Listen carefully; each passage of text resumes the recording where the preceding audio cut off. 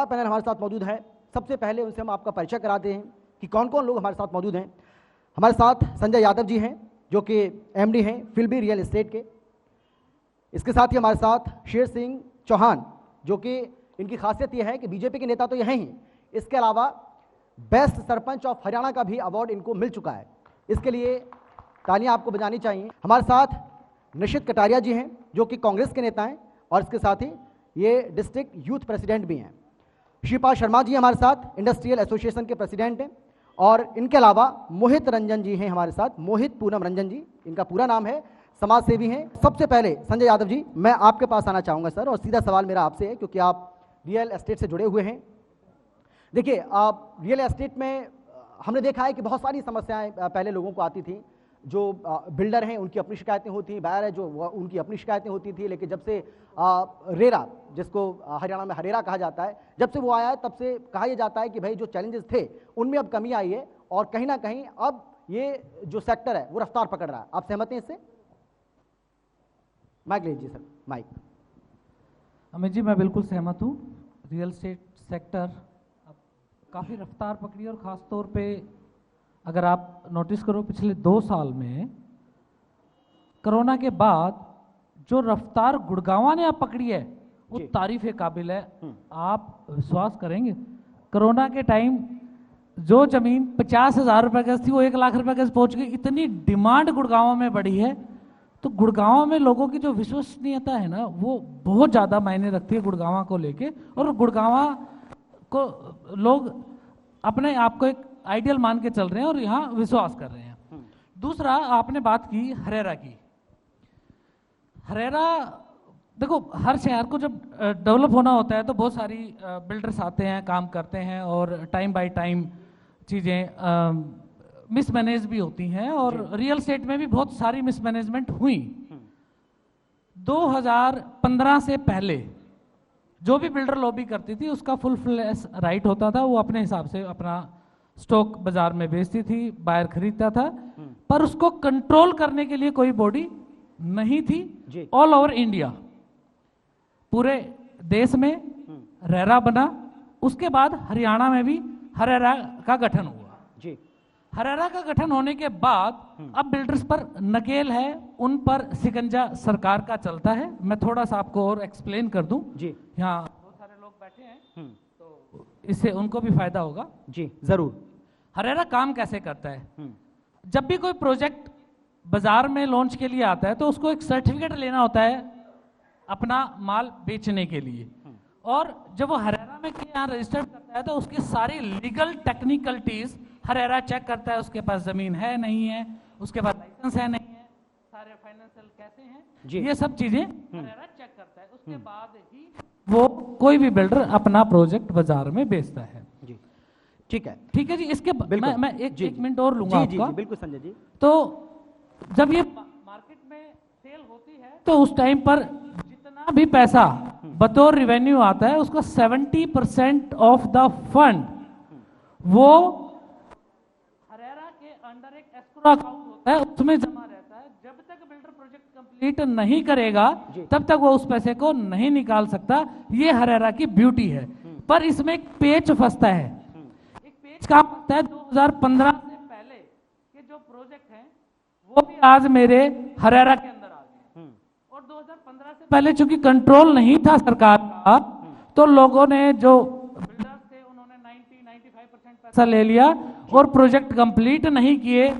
अब समस्या वहां अड़ती है कि प्रोजेक्ट में पैसा आ गया 95%, लागत बाकी है 30-40% की, तो जो बीच का गैप है जी वो कहां से आए, उस पॉइंट को लेके सरकार लोगों और बिल्डर में ठन गई है और प्रोजेक्ट क्योंकि फाइनेंशियल क्राइसिस में आ जाते हैं और वो प्रोजेक्ट अधूरे लटके हुए हैं, जो इस इंडस्ट्री के लिए सबसे दुखद और बुरी बात है।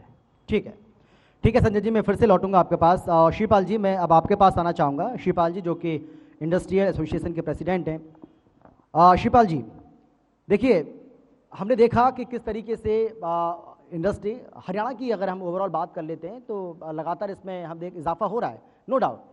लेकिन अभी सरकार एक कानून लेकर आई और कानून जो लेकर आई उसका किस तरीके से इंडस्ट्री की ओर से विरोध किया गया, मैं उसको लेकर ज़रूर आपसे सवाल करूंगा, उसको लेकर मैं आपसे जानना चाहूँगा कि आपकी राय क्या है, क्योंकि आप उसको अपोज कर रहे हैं, आप उसको विरोध कर रहे हैं और आपको आपका ये कहना है कि भाई अगर, क्योंकि सरकार उसको लागू कर चुकी है, नोटिफिकेशन उसका जारी हो चुका है, सरकार का ये कहना है कि भाई देखिए ये बहुत ज़्यादा फायदेमंद है, युवाओं को इससे रोज़गार मिलेगा, लेकिन आप ये कह रहे हैं कि ये बहुत बुरा स्टेप, बहुत ख़राब स्टेप सरकार की ओर से लिया गया है।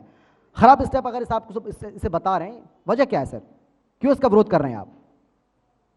श्रीपाल जी। सबसे पहले मेरा सभी को नमस्कार। मैं श्रीपाल शर्मा, एक सामाजिक कार्यकर्ता और कादीपुर इंडस्ट्रीज वेलफेयर एसोसिएशन का मैं प्रेसिडेंट हूं। और मेरे से जो सवाल किया है, वैसे तो मैं एक बहुत छोटी सी एसोसिएशन का कार्यकर्ता हूं, लेकिन फिर भी IMT एसोसिएशन और गुड़गांव की सबसे बड़ी GIA गुड़गांव इंडस्ट्री एसोसिएशन, इन्होंने इस कानून के खिलाफ हाई कोर्ट में केस दर्ज किया है। क्यों दर्ज किया है कि प्राइवेट सेक्टर में छोटी छोटी फैक्ट्रियां जहां पे हैं, उनके लिए जब सरकार कोई सहायता नहीं दे सकती तो अपना कानून भी ना थोपें, ये विरोध दर्ज किया है। और हम इसके भुगत भोगी हैं। कादीपुर इंडस्ट्री एरिया हो, बसी इंडस्ट्री एरिया हो, दौलताबाद इंडस्ट्री एरिया हो, या हमारा सेक्टर 37 हो, जहां डेवलपमेंट की कोई नाम की कोई चीज़ नहीं है। और हम पार्षद से लेकर और अपने माननीय मुख्यमंत्री तक मिल चुके हैं, सभी को ज्ञापन दे चुके हैं।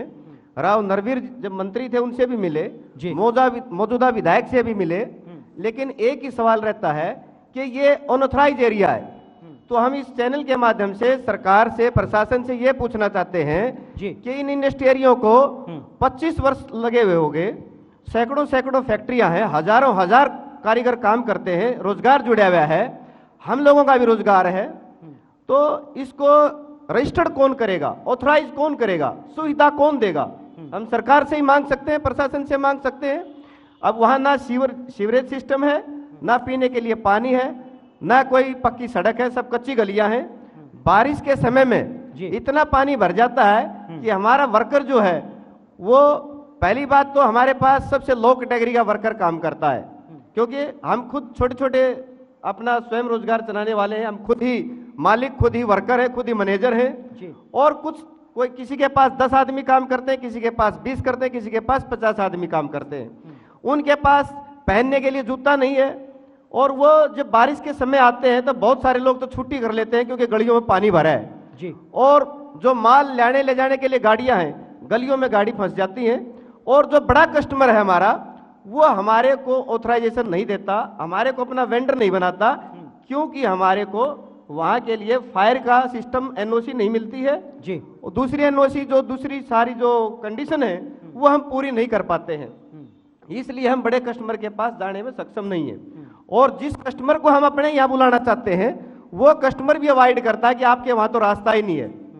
तो हम इस चैनल के माध्यम से ये निवेदन करना चाहते हैं कि जो औद्योगिक क्षेत्र जिस नाम से गुरुग्राम का नाम है एशिया में जी, अगर वही डैमेज हो गया, हम कहते हैं दावे के साथ कि वजह से दिल्ली का आनंद पर्वत है, एक हब है जहां से हर एक चीज, चावड़ी बाजार से हर एक चीज गुड़गांव में आती है। तो गुड़गांव भी इस ऑटोमोबाइल उद्योग का एक ऐसा वो है जिसके जो छोटे छोटे एरिया डेवलप हुए हैं, कादीपुर, बसई, दौलताबाद, सेक्टर 37, उद्योग विहार, जिससे मारुति, होंडा, हीरो होंडा, ये बड़ी बड़ी फैक्ट्रियां चलती हैं।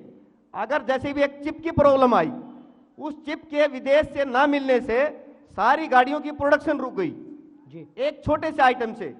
तो एक छोटे से आइटम के बिना भी गाड़ी अधूरी है। तो इसी प्रकार अगर हम इस छोटे इंडस्ट्री एरिया से कोई माल सप्लाई ना देंगे तो मारुति की चैन रुक सकती है, होंडा, हीरो होंडा की लाइन रुक सकती है।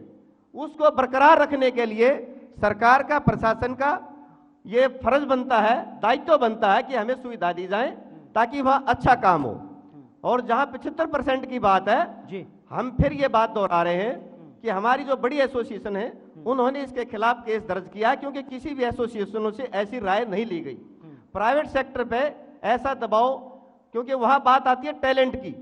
अगर किसी के पास टैलेंट है, हुनर है, तो वो कहीं का भी है, प्राइवेट सेक्टर में उसी को भर्ती किया जाएगा जिससे जिसका काम चल सके। ये सही बात है कि सबसे पहले हमने अपने आस पड़ोस के अपने हरियाणा के युवाओं को छांटना जी। चाहिए। उसमें बड़ी कंपनियां ये करती भी हैं, आईटीआई के अंदर जाती, कॉलेज के अंदर जाती हैं और सिलेक्शन करती हैं। उसमें हरियाणा के ही युवा हैं और हम भी चाहते हैं जी। लेकिन ये थोपना नहीं चाहिए। जैसे अभी फिर दूसरी बात, एक सामाजिक कार्यकर्ता होने के नाते मैं दोहराऊंगा, मेरे से पहले जो सवाल हो रहे थे डेवलपमेंट के ऊपर, मैं इसमें एक सुझाव देता हूं।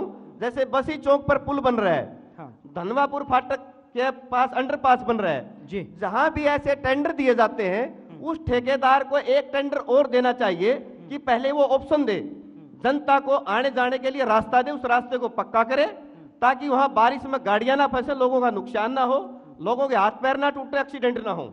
ये विकास की बात है। ठीक है। लेकिन वो ठेकेदार अपना काम शुरू कर देता है, उसको कोई मतलब नहीं है कि साइड से रास्ता है या नहीं है, जनता कहां से आएगी कहां से जाएगी, उसको कोई मतलब नहीं है। ये प्रशासन का दायित्व बनता है। ठीक है, ठीक है सर, आपने बहुत सारी बातें कही हैं। आपने इंडस्ट्रीज में जो दिक्कतें आपको आ रही हैं उद्योगों को चलाने में, उसका भी आपने जिक्र किया है।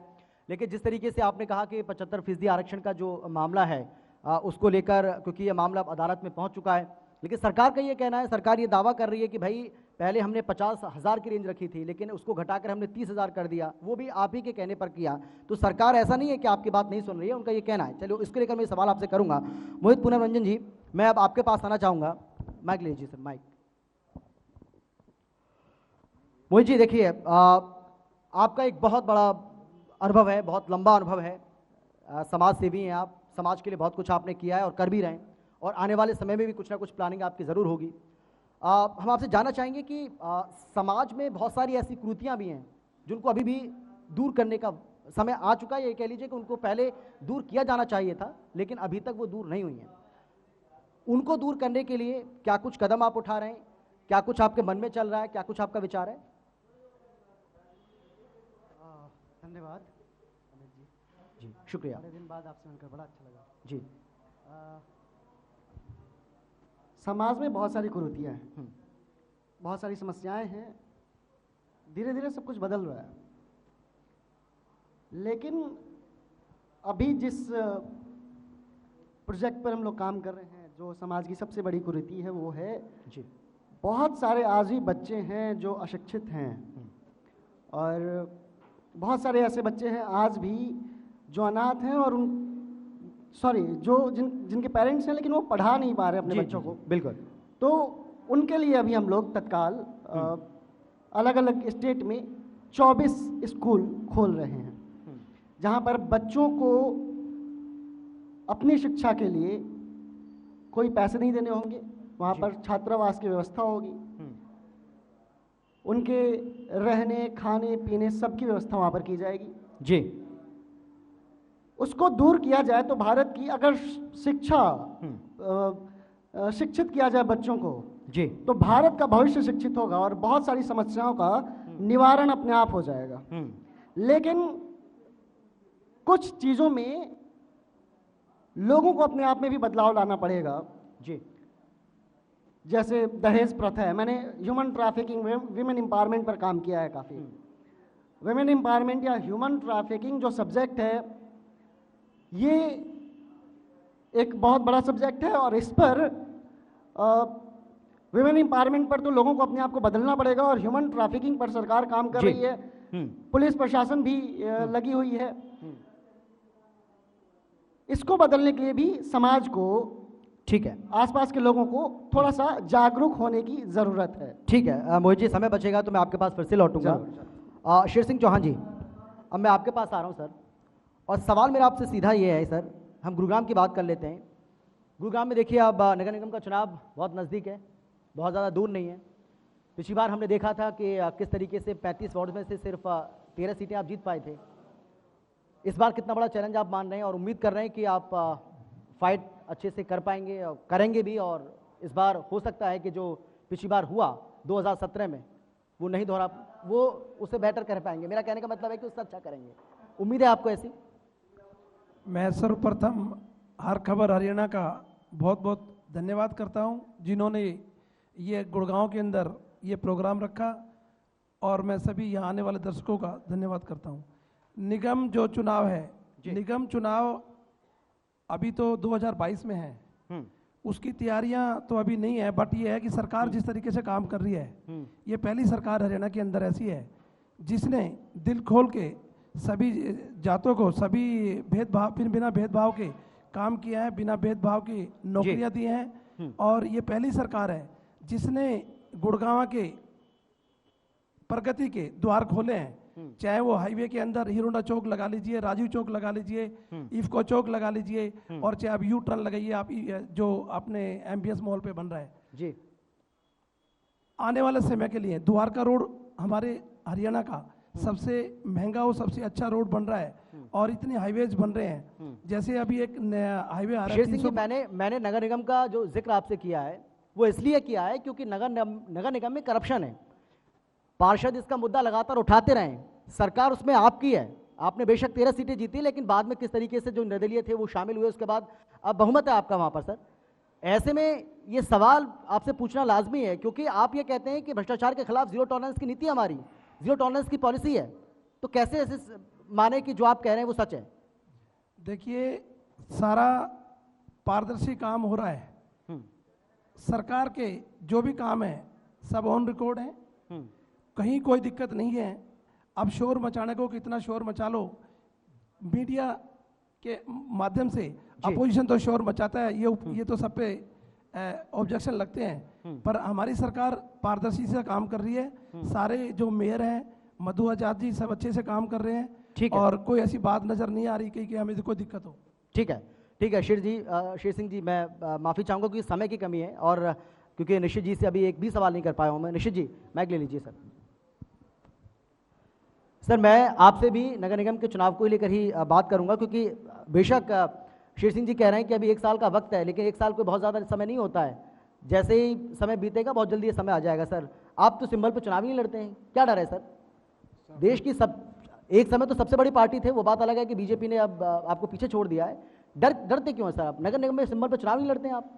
सर्वप्रथम तो मैं आपको बहुत बहुत मुबारकबाद दूंगा कि हर खबर हरियाणा ने जो गुड़गांव के लिए एक चैनल डेडिकेटेड किया है, उसके लिए मैं आपको मुबारकबाद दूंगा। और शुक्रिया। सबसे अच्छा मैं आपको बताऊंगा, जैसे आपने पूछा कि आप चुनाव टिकट पर क्यों लड़ते हैं, पहले हम नहीं लड़ रहे थे, परंतु अब आप देखेंगे जैसे हमने रेवाड़ी में, फिर हमने आगे अम्बाला में, पंचकुला में, सब सिंबल पर चुनाव लड़े हैं। और आगे जब पार्टियों का आदेश रहेगा और जैसे सब हमारे कार्यकर्ता सब बैठेंगे, मीटिंग करेंगे, उस हिसाब से जैसे आदेश आएंगे और सब जो हमारी कमेटी है वो बैठेगी, उस हिसाब से हम चुनाव लड़ेंगे। हम आप किसने काम नहीं लड़ते, हम लड़ते हैं।